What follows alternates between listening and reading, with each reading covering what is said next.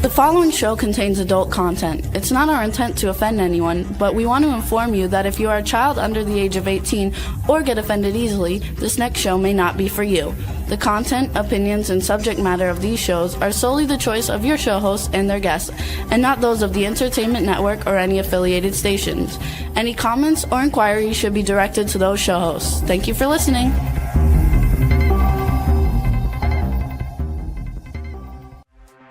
Hey everyone, and welcome to 50 Shades of Bullshit. I'm your host, Christine Lalonde, and this is the podcast where we uncover the truth about online dating. Now let's begin. Hey everybody, I'm Christine, and this is 50 Shades of Bullshit. Thank you for coming back again this week. I am very excited to introduce somebody who is our guest today. Her name is Kristen Alderson. Is that how you say it, Kristen? Yeah, Alderson. Yep. Alderson. She is a divorce coach, entrepreneur, and strategic life designer who helps women navigate the business of divorce with clarity, confidence, and future-focused plan. Her work centers on structure, design, decision-making, and intentional life design, not just emotional recovery. So she also works to help intersection of, your work sits around the psychology, strategic, and lived experience. Is that right, Kristen? That's absolutely correct. Yes. I can't speak today. What a good start. Right? No worries. It's a lot of words. It is. I was like, wait. Well, your approach, you blend practical, strategic with deep understanding of human behavior. Is that yes. Is that right? That's absolutely correct. Yes. I love that. Yeah, there's so much knowing, and we have so much access to information from a psychological standpoint and emotional, understanding. And so we have to figure out what to do with that at some point. Right. And so that's where my experience lies. Yes. I love that. Well, I met Kristen here in Playa del Carmen when she was here on vacation with her friends. And I really gravitated towards you. I was very excited to get to know you. And she actually owns businesses it's in Indiana, right? Yes. Yeah. I love that. Well, I'm really excited to have you on the show. I could not wait. Once I knew that you were a divorce coach, I was like, yes. Yeah. Well, today our topic is about designing your life after divorce. We're going to learn more about strategically designing your life first so that dating fits into your world, not the other way around. We're talking practical strategy. I cannot say the word today, so there we go. Not just emotional recovery, but actually moving from survival mode to intentional mode, and how those powerful choices in life and love can really help you grow and find the right person instead of falling into the same old patterns again. So I'm very excited to have you. I wanted to talk about this topic because we talk a lot about healing. We talk a lot about dating and self-improvement and how and where to find love. But, once in a while, I think we've talked a little about divorce and, what that practicality is like on, moving forward. How long should we wait? What should we do? And I think it's really, really special that there are dating coaches or divorce coaches, not dating, but divorce coaches to help you prepare for potential dating again and potential marriage if that's where you're heading to, and I love that you're a dating I cannot not say divorce. Jesus Christ, today is a day. God, the weather has been shit here for 3 days. It's been cold, summer. and so I'm a little like yeah. But yes, so what got you into being a divorce coach? Yeah, thank you. Well, first of all, thank you so much for having me. I was so honored to, for you to offer me to come on. It was such a pleasure to meet you and such a chance meeting, an encounter in Playa. I love it. And so, yeah, we definitely gravitated towards each other. It just really, I just felt energetically like your life has been aligning, and I was just like enamored with that. And that just kind of shone through, with your personality. So I just wanted to Thank you. acknowledge that quickly. Oh, But yes, so divorce coaching is, certainly something that not everyone is familiar with. We're obviously very familiar with both therapists and attorneys, right? Family law attorneys. And divorce coaching is somewhat new. And it's really, if you think about kind of your dream team, if you will, when you're going through something as heavy emotionally as divorce, kind of that dream team really is comprised of a therapist, a coach, and an attorney, and there's a reason for that, and we can talk about that I deeper. love that. But really, yeah, my focus is about, okay, how can we be in the most dysregulating event probably that could ever happen to a human? How can we take a step back, slow things down, and be strategic Yeah. about how we move forward? And so that's really my role. Your therapist is here to help you dissect your past and understand how your past influences your decisions and your behaviors and your cycles. And then obviously your attorney is your legal representative, the person that advises you on the legalities within your own state. And so, I'm somewhere in the middle that can help you understand maybe some of your choices and your behaviors and your cycles, and also how to be strategic, how to even decide what it is that you even want. Mm-hmm. And even though divorce coach is in my title, I'm not pro-divorce. I think it's important to, if you think you might be going down that path, you can even engage with a divorce coach to help you even decide if that's the right choice. Yeah. And also I want to say, in the world that we live in, the modern times that we live in, you don't just have to be married for there to be, a massive disruption to a breakup. And so I wish there was a better Yeah. word that would kind of symbolize both breakup and divorce. But, if you're Yeah. partnered and, own property or potentially have children or, whatever, are entangled with a person, and you decide to end the relationship, there's a lot that goes into that. So. Yeah. Yeah, there really is. What do you think is the most common emotional or psychological pattern that you see right after someone divorces? I think the biggest thing is just how overwhelming it is. You're Hmm. having to make decisions that could impact you and any children that you have for a long time. Some of the decisions that we make in our divorce cannot be easily unwound. They can't be pulled back very easily, and certainly not cheaply, right? Yeah. And so really I think like that overwhelm, you're having to think about financial stressors, Yeah. structural, changes, not to mention like the emotional upheaval of, you've had your person for however long you've had your person, and all of a sudden that relationship is just gone. And for so many people, that's the Yeah. foundation of their life and how they operate as a human being in the world. And so it's Yeah. just really, really dysregulating and can be overwhelmed. And so I think just cutting through all of that noise is really kind of that initial, thing that we see. I remember when I was going through my divorce, I was pretty fucking mad. I was Mhm. mad because not because I really truly wanted to be with him, because he was really not a good person for me to be with. Mhm. Not saying he's not a good person in his own private life where he is now, but to me, he was not. Mhm. And for me, it wasn't about that. It was that I felt like he just blew my life up. And Yeah. I can, I can relate to women who go through divorce because, it may not be the best option to stay where you are.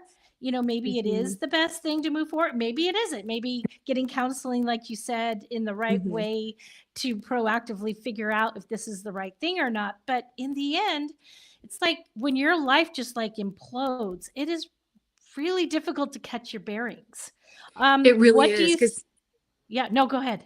I was gonna say it really is because it's everything at once. It's Yeah. everything. It's everything at once. So yeah. Yes. So with that, what I was going to ask you is that what do you think survival mode actually looks like in real life after divorce?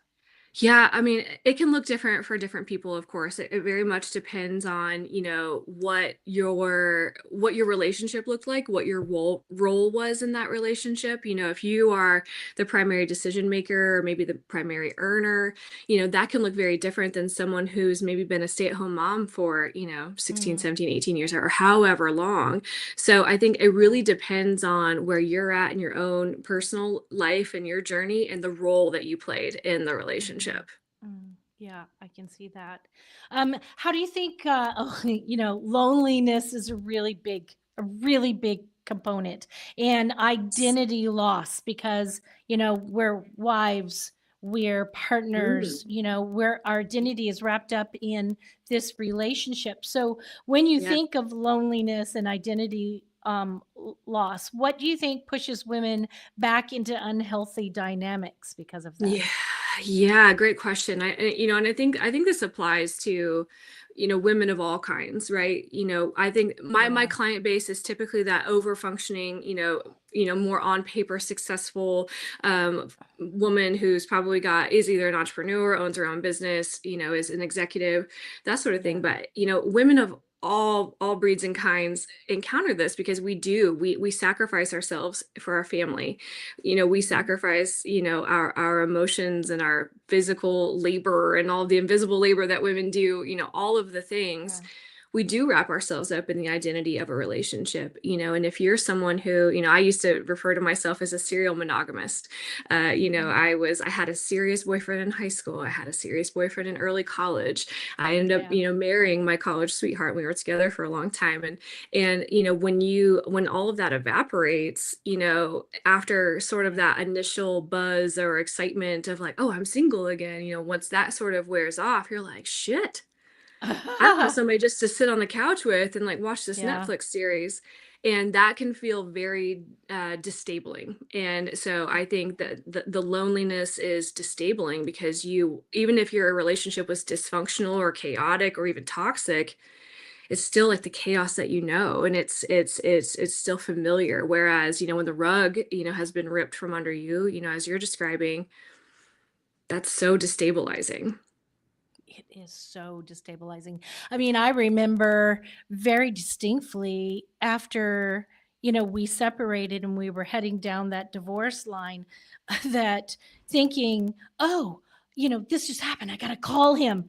It's like Hmm. your best friend for years and years and years. I mean, even if it's Yes. not forever and ever, I mean, your partner becomes your closest ally, your best friend who you tell everything to. And I Yes. remember just sitting back down going, ugh, how am I going to do this? I can't call him. And all of my Hmm. friends are tied up in this relationship. And I lost all my friends because Mm-hmm. their spouses were my husband's best friends. And they went with their husbands, which Mm-hmm.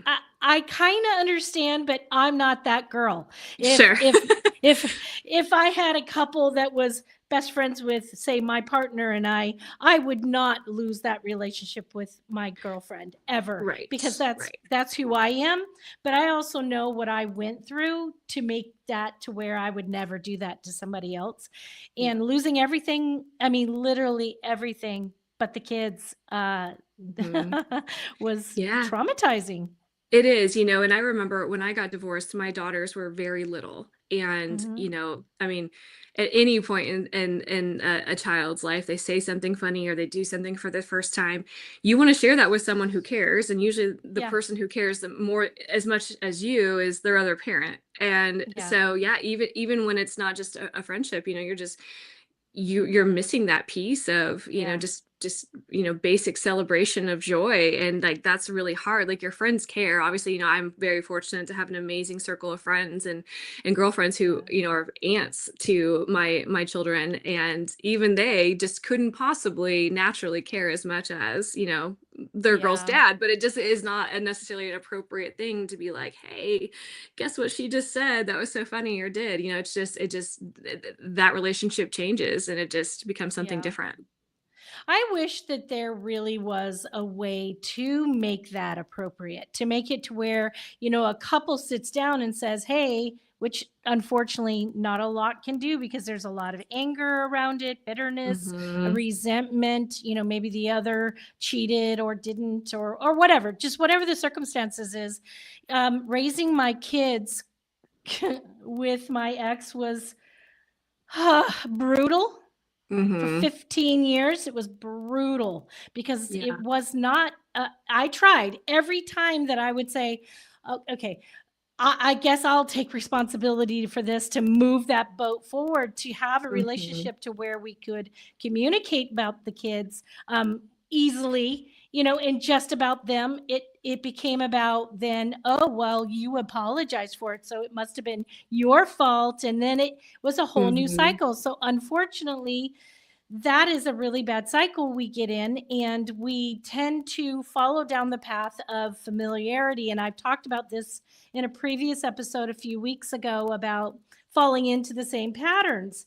And I want to talk about how redesigning your life Mhm. after a divorce, but before you start dating again. So I have a question for you. If Yeah. someone just got divorced today, okay, and they Mhm. came to you, Yeah. what should they focus on for the first 6 to 12 months instead of dating?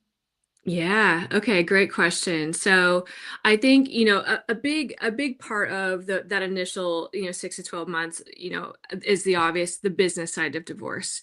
Mhm. And, you know, if you hire an attorney, they're gonna have their specific way of deciding. But one of the things that attorneys don't necessarily have time for, honestly, and it's not necessarily their function or their area of expertise, is deciding what it is that you even want. I feel like a lot of my clients come to me and they Yeah. just don't even know what they want. They know what they assume that they're going to get, if you will, or they Yes. assume they know what they should do based on other people that they know that have gotten divorced, or maybe the particular state that they live in. They may be familiar with the laws and how things generally run, and if they're a high functioning woman, like the majority of us are, they're probably assuming that they're going to be taking on the majority of the burden of raising the children alone and having to think about any financial gaps or housing issues or anything like that. So I think when people first come to me, the thing that we talk about first is just slowing things down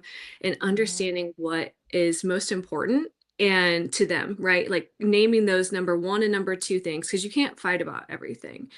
Right. And you can't say, I'm keeping the house, I'm getting full custody of the kids, and right? Like you have to really kind of hone in and decide what is most Yeah. important to you. And so once you have that foundation, um, it's all up from there, right? It's like, okay, this is my Yeah. focus, my two, three things that are the most important to me. And now how do I create a roadmap to get to Mhm. that place? Yeah. So it's dating is especially, so I always advocate, if you are going to get divorced, I always advocate for swiftness, right? And not rushing, but just moving through all of the issues as quickly as Right. humanly possible, whatever emotional load that you have capacity for, moving through that as absolutely quickly as you possibly can, because the longer that things linger, the more room there is for Mhm. additional conflict to pop up, right? If someone Yes. moves on first, how is the other person going to react, right? And so really kind of that first nuts and bolts is the business of divorce, deciding what you want and trying to, strategically work through those things. Right. And even before, I don't really actually have a problem with someone dating quickly after a divorce, because I think Yeah. that we actually find out a lot about ourselves when we interact with people, and they hold up a mirror to our face. They tell us a lot about ourselves, and they tell us a lot about Mhm. what's important to us and what we value and maybe what we would like, because the chances of you meeting your soulmate right immediately after a divorce is pretty slim, right? It's possible. I don't want to like say it's not Right. possible. I think it's really important, especially in probably that 6 to 12 months, like you said. It's just understanding that this is all an evaluation. This is like, I'm learning new people, I'm meeting new people, I'm getting a mirror held up to my face in a way that maybe has never had the opportunity to do that before, because I've been married for a million years, or whatever the case may be. Right. So I think it's all in the approach of just understanding that we can slow down and we can kind of see what happens and unfolds. When you help someone start to kind of rebuild their identity outside of Mhm. wife and partner, how do you do that? Yeah, so for me personally, like, you kind of mentioned like being a girl's girl, and like for me, it's my friends, like investing in my woman to woman relationships, and Mm, is so important because and that's actually a huge difference between men and women in divorce. Like, women find community, they find people to support them and lift them up, and they find the mhm. people that they need to find, right, to help them on their healing journey. Yeah. And so I anything that can be done to encourage that, whether it's saying yes to an extra social event during the week. I'm actually in that case right now. I'm saying yes to an extra social event after we are done recording today, and I'm doing that because my friends are so important to me, and making sure Mhm. that I have a full life that is representative of who I am, and the things that I enjoy, the things that I value. When you have a already full life, when you do come across a potential partner, it's just going to be more magnetic instead of a detractor. I love that. When people start building this idea that, okay, so they start building community, they start getting out there, they start, healing. I think healing is very important, you know, um, Definitely. addressing the things about your life or the things of the patterns that you keep repeating, Mm-hmm. to not find, the same type of person. So what does a strong Right. foundation look like before someone opens like, say, a dating app to go out there? Yeah, I think, oh, that's tricky. There's a lot to that question, right? There's multi-part answer to this one. I think, healing, we hear it in pop psychology all the time that healing is not linear. And it's really not. It's you're not Yeah. gonna go from A to B to C, and you're gonna be like, okay, yep, check that box. I'm over that. I'm no longer mad about that. I'm no longer hurt about this. That's just not how humans heal. That's not how we Right. get better or grow. I think something that's like top of mind is being willing to be uncomfortable, right? Mhm. It's Mhm. so, because I remember when I got divorced, I don't know, outside of traveling for work, I don't know that I ever had been in a restaurant by myself before. And like, it was so incredibly uncomfortable for me. I felt like everyone was staring at me. They were like, what is this girl doing here by herself? Like, Relatable. is she a weirdo? you know? So I think Yeah.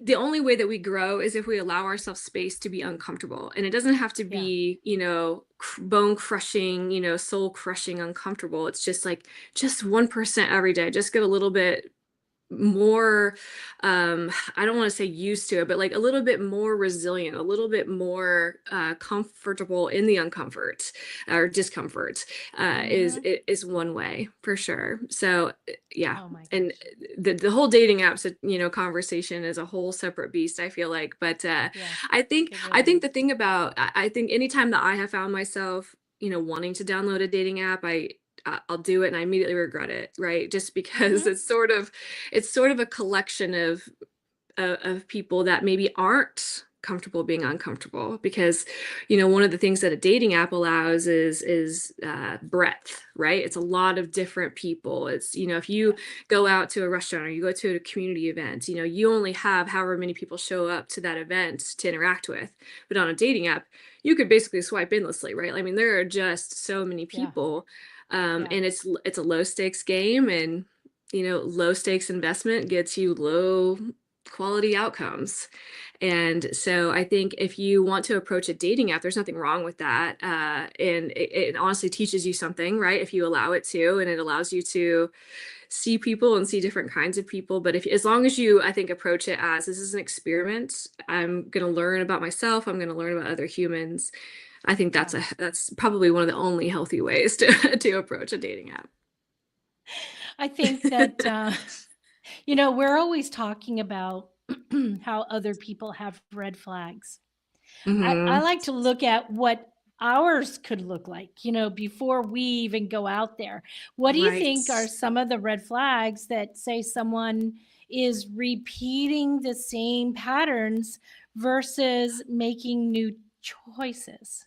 Yeah, good question. And right, and red flags and the way that you're talking about them and the way that I'm hearing you ask this question is like, what do we do that's behaviorally like a non-starter, right? To be Yes. dateable.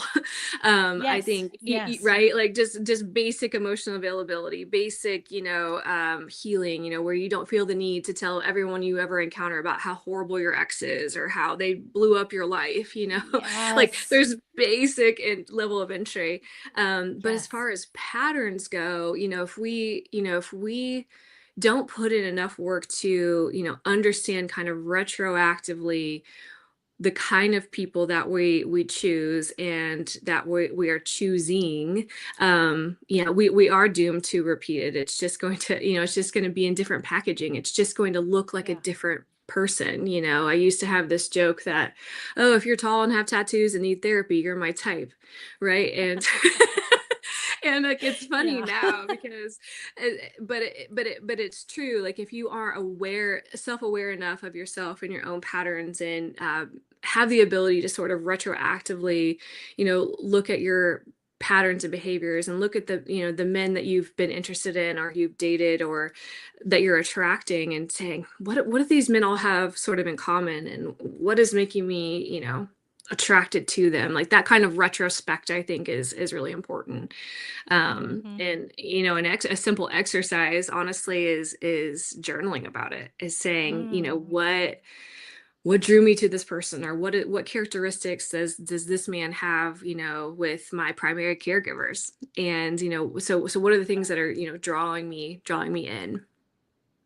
I think that's such a great idea because in the past, one of my, you know, issues was that I didn't think journaling would be helpful. I thought Hmm. journaling was stupid. I think also I did. I thought it was stupid because honestly, I was afraid of what could be seen. What was I going to reveal?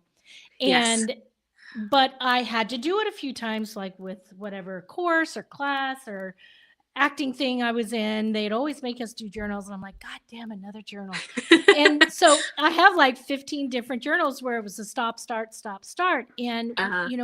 one of the things that I realized that when I was selling everything I owned and moving to Mexico is that I found my journals and I look back and I Mm, see the growth. yes. And if I had done it the way that you're describing back in the day and Hmm. looked at it, maybe a month or two down the line and Hmm. really relook and look at it, all the signs are there. I mean, you say things in there and you write things in there that Hmm. are very telling, that I've found kind of gives you like a hindsight 2020 early. Like if you start to date someone, write all the things about it and then set it Hmm. aside. If you are continuing to see them, maybe look at it again and see if there's things that you can relate to. Are there things that you're repeating the patterns? Is this the same Right. kind of person you just fucking divorced? Right, exactly. Or is it the complete opposite, right? Right. Or is it the complete opposite? And and then maybe that's a subconscious thing, or it's a conscious thing. I think a lot of times we will associate a name, or like I will never date another this name, Yeah. or I will never date another person with this profession. And then we have this tendency to like overcorrect and swing all the way over Hmm. here, and then they end up being the same fucking person. They just have a different job and a different name. And so that's what I mean by different packaging, right? Like if we don't slow down and really pay attention to what's drawing us in, that is going to happen. It's just going to keep, it is just going to keep repeating. Yeah. So, and talking about the journal thing, it is interesting to come across an old journal. And anytime I've done that and I've read it, I'm like, I am so glad those are not the problems that I have today. So it does allow you to see Oh my growth. God, And so yes. while it is a painstaking process and it takes a lot of Hmm. discipline to do it, Hmm. Hmm. man, for Agreed. hindsight, it is so good. Hmm. It is so good. It's great to really be able to look back in your own words because who do you trust more than your own self to Right. tell you the truth? Yeah. And And if you some, have a hard time trusting Mhm. yourself, that's a really good way to build trust with yourself. You're like, I fucking knew this back then. Yes, Pay attention to yourself yes, more next time. agreed. Yeah. Agreed. So, how long should someone, do you think, realistically should wait before seriously dating again? Yeah, that's a really good question. And I this is such a ambiguous answer, but I think it really depends. It really depends on, if you were in what sounds like your case where you felt blindsided, by the divorce, there's probably a lot of processing that you need to do to understand what Right. went sideways, there's got to be a grace period for Cheating. I yourself. mean, For- sorry. Right. Well, and like a forgiveness period for yourself of like, because I think sometimes, Mhm. especially as women, we tend to ruminate and say, how did I miss this? Or how did I not, catch on to this? Or whatever the case may be. Like, however long it takes for you to feel like you can trust yourself again is Yeah. is really important. And that can be tricky because sometimes we need to practice, right? Like sometimes we need to dip our toe in, and we need to be okay with failing. And I think that's something that we need to normalize. Is like not Yes. every person we date, even when we're dating with intention, is going to be our forever. And so we Mhm. have to have the right mindset. And I think, a couple Yeah. trusted friends and or a therapist can really help you kind of set that intention and Mhm. can kind of give you some feedback if, maybe you're ready. And then you know what? You can try it. And if it goes fucking sideways, you can backpedal and say, I'm not ready for this. So I think it really just depends on your appetite, your capacity, all of those things. I love that. Last week, we talked about emotionally unavailable men, but I would love to hear Mhm. what your thought is on what does emotional availability actually look like in real life Yeah. after a divorce.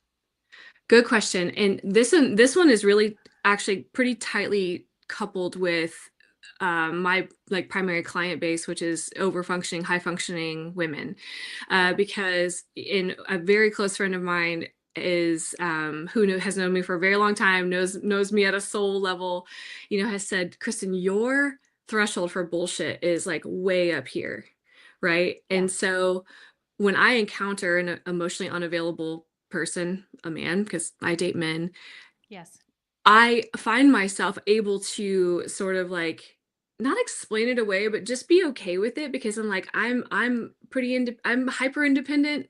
I have my own life. I own a business. I own my own home. Like I don't need much from a partner. And so my threshold for putting up with that is probably a lot higher than an average person. And so I think that's like a tricky, dangerous situation because um it can also be like a cycle that you get stuck in because you're so used to over Mhm. functioning that it feels normal, and it feels like, hey, I'm used to being an executive and answering, being accountable, answering to people, making decisions all day. uh when I encounter a person that's maybe not able to do that, it's just kind of like any other day, right? And so you're already Mhm. sort of conditioned to put up with and tolerate that kind of behavior. So yeah. Yeah. Yeah. Also, if you're coming out of divorce and you've been married for a long time and you are the primary person at home, managing the relationship, managing the children's lives, Hmm. and you get out there and you just, like you said, you overfunction and you allow things to fall through. That's where I think journaling could help a lot Yeah. too. Yeah. Kind of take a step back. And I find that women, speaking from my own personal experience and from the women that I've encountered, throughout Hmm. building relationships with them, and this podcast has helped me see that um, we tend to, um, what's the word I'm looking for? We tend to accept bullshit a lot more Hmm. because we are used to taking care of everything. And I find that we tend to be in our masculine era a lot because, taking care of business is a really masculine side of things. And I find that I'm having to be more in my, feminine era to soften myself. I watch girlfriends trying to do the same thing, trying to, we're single, we take care of everything. Yeah, because even in relationship, we take care of everything, right? And so that is really really tricky, right? Like when I can't tell you how many, men I have care taken for who did not deserve it, right? Who I have who I have made home cooked meals for, because when you are like, to your original point of like when you go from being a wife, that is when that's your role as a wife and or mother, like you're so used to that, and it feels like love, right? Like you're offering love and caregiving, for lack of a better word, to another human who maybe hasn't earned it. That does really create like this recipe for attracting an avoidant person or an emotionally unavailable person, because you are really kind of like filling in the gaps of where this person is lacking. And it is a really strange thing to have to kind of unlearn some of that, especially as if you're an independent woman who wants to date a man and not be his mother. Some of these things really are things you have to unlearn, and you have to embody that softer side, which the argument could be made that we're designed to be, right? Like we're I also think that it gives space, it holds space for your other person to step up, to carry some of the balance here, to also give them the space to be something for you that you may not realize you need. Because as high functioning women, we have our own places, our own money, our own life, our own style, our own everything, but there's a space and time for a partner, I think, if that's what you really want. If you don't, hey, be your single self and live that life, that's great. But if you want to hold space for somebody else to be in your life, you have to be able to give them the room to be needed, to be wanted, to shoulder half of that, relationship, responsibility. Absolutely. And you really just decoded the way to overcome overfunctioning. And that is to take a step back and allow that person to rise up, right? Because they will either rise to the occasion or they will disappoint you greatly. And all of that is information, right? Great information. Yeah, it's all data. It's all data. It's all information, right? And that's what's hard, because like we are humans with feelings, and we have pasts, and we have pain, and we have triggers, and we have all these things. And at the same time, the evolved brains that we have are also capable. We're capable of having these, deep and complicated emotions, but we are also capable of thinking through things logically and clearly with data, with information that we are given every day, every second, right? I love it. Yeah, absolutely. So, I have like this thought, like, what do you think is the difference between being ready to date and being ready for a relationship? Ooh, good question. I think, the relationship piece, I think the advice that I have not necessarily embodied, but that I see that I definitely agree with, is dating multiple people, right? Like when you're in that realm of dating, like you're learning about yourself, you're learning about other people, you're learning about, oh, maybe that's like a sensitive place, like that's a place I haven't addressed yet. And different people are going to bring out different aspects of that for you. And so the early dating part is, trying to experience different people, having different conversations, being in all kinds of different rooms and different settings. Relationship really should be saved for, the person who, sort of stands out from that crowd. So it's not, I think it's important to, not necessarily approach dating as looking for a relationship with any specific person, but when you're dating with intention, you're experiencing different kinds of people, and then what ends up sticking, what ends up working for both parties is who you should maybe form a relationship with.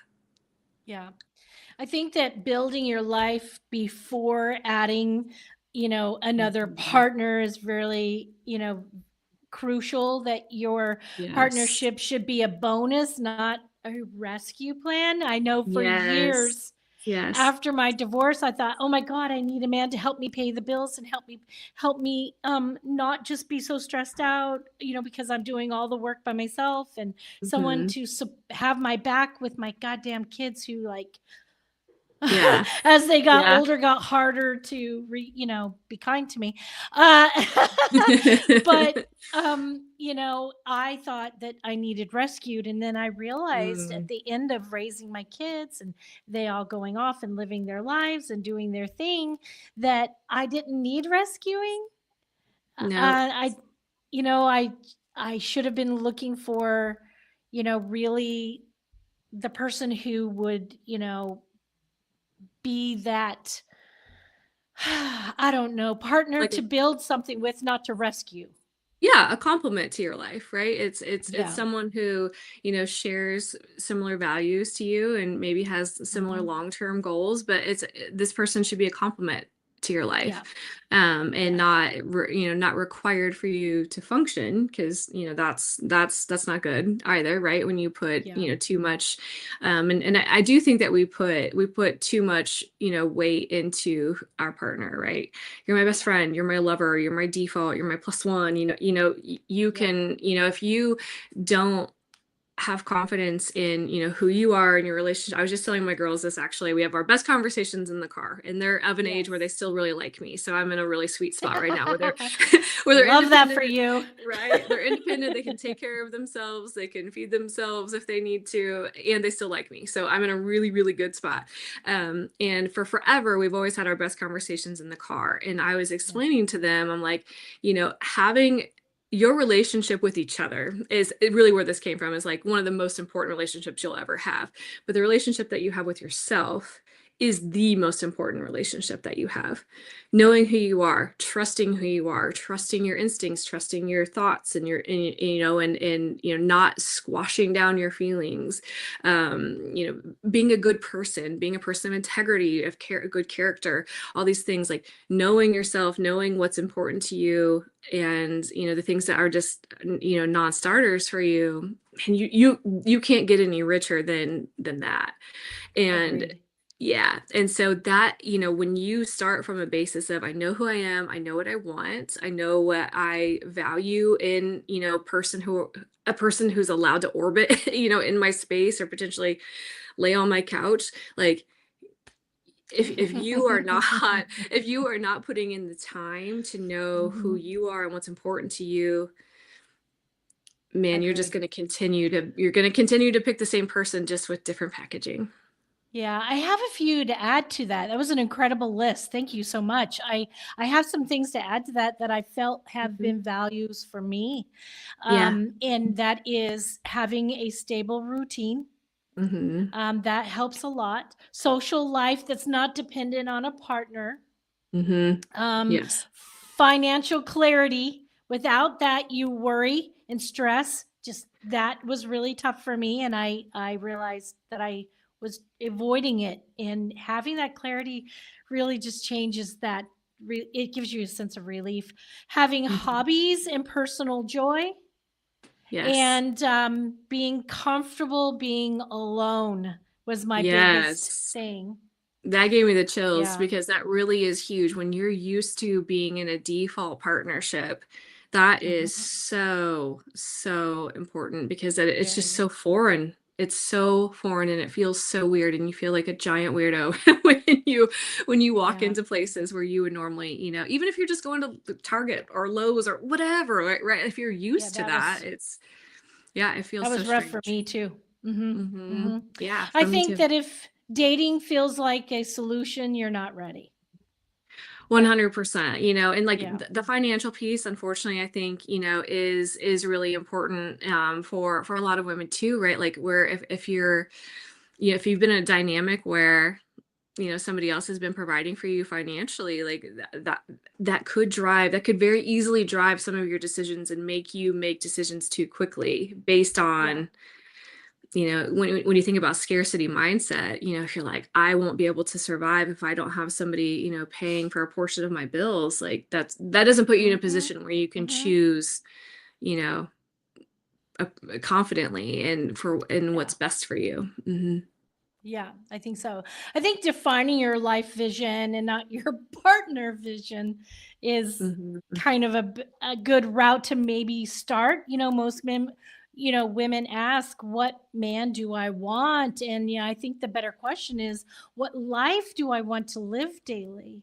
And that's Yes. where I find myself. And, I ask myself a lot, does this partner fit into this life? Would dating disrupt or enhance my routine?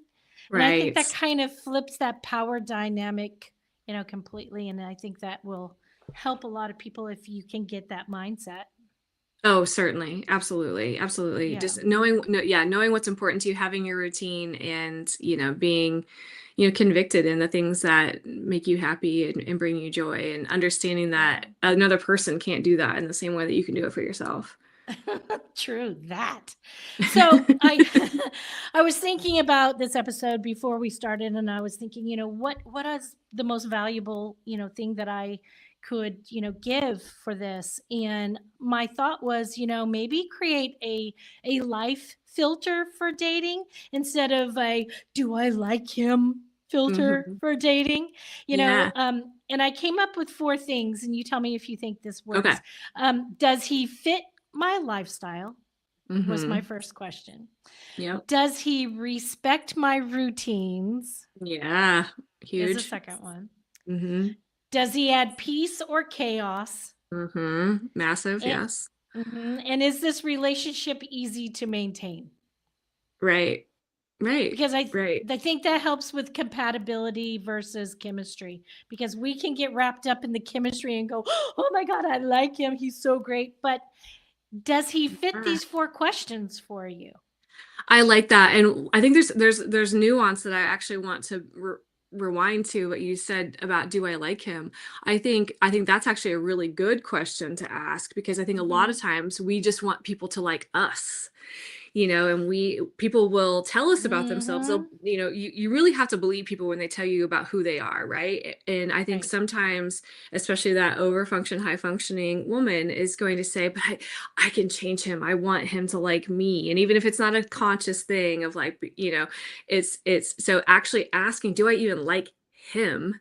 I think that's the perfect first question. Do I even like him? Do I like his lifestyle? Do I like what he has designed for himself? Is he in a period of rebuilding? No, thank you. Does he know who he is? Green flag. Like, does he have routine? Does he have, a career? Is he satisfied with his life and the life that he's built? Like, those are, even though those are more partner centric, as you're evaluating people, I think those are really important questions too. I think so too. I love that. Some of the practical things that I think that we would want to consider, lovely women out there, before we, move on with a new relationship, is stop outsourcing happiness. If you need validation, excitement, security, and purpose from another person or from dating, you will choose emotionally unavailable partners. 100% every time. Yeah. And people who need love the most often choose the worst matches. So let's focus on that and think about that. We only have a few minutes left, but I do want to say that intentional dating paces, like that pacing that you do when you start intentionally dating, a healthy post-divorce dating looks like, in my opinion, okay, you tell me if this, rolls with that, Yeah. is slow your pace down, have clear boundaries, no rushing intimacy for assurances. Right. Take your time. If he's going to stick around, then he will stick around. Yes. No merging lives too quickly. Keep your life together on your own for a bit, and keeping independence intact, because dating should feel calm, not consuming. Absolutely. So. Amen, sister. Yeah. Yeah. I have one last thing I'd like to say before I ask you to tell everybody how to find you. Okay. I think the most important thing for me that I learned is you are not rebuilding your love life. You're rebuilding your freaking life. Yes. Love gets invited into it later. Yes. So I love that's that. my I love final. that. I'm going to steal that because I think Yeah. that's great. Love is Oh, invited later. Yeah. yeah. Very Thank good. you. So tell us, Awesome. before we are done, tell us how everybody can find you. Yeah, I'm on Instagram, beyond.the.breakup. So that's a great place just to send a DM, and my email and my phone number are listed there. You can reach out. I'm happy to. I always do free consultations just to make sure that we're a mutually good fit. If my style doesn't jive with you, then I want you to know that immediately, right? And I will, spend Yeah. time with you to explain the process and how it all works and like how we might work together. So feel free to reach out to schedule something like that, and we'll take it I from love there. it.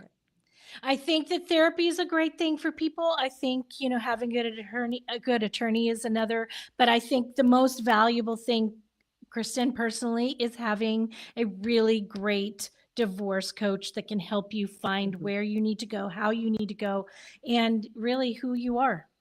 100% agree. Yeah, I wish I had a me when I was going through a divorce. So. God bless America. I would not have had 15 fucking years of trauma if I had had Right. you. God. Ugh. Uh, So reach out to Kristen. She's amazing. Thank you for being here with us today. I'd of love to have you course. back. Anytime you want to come back, let's have you. You're I would love to. amazing. Oh, thank you. I Thank you, love you. everyone. Right. Thank you, everyone, for coming again this week. Same time, same place next week. And well, I don't know what we're doing next week, but we're doing something. So come back and see us. And until then, let's just keep this shit real. Bye. If you enjoyed this episode, please share with your friends, like and follow us on Instagram at 50 Shades of _bullshit and Facebook at 50 Shades of Bullshit. Thanks so much for listening, and we really hope to see you again next week.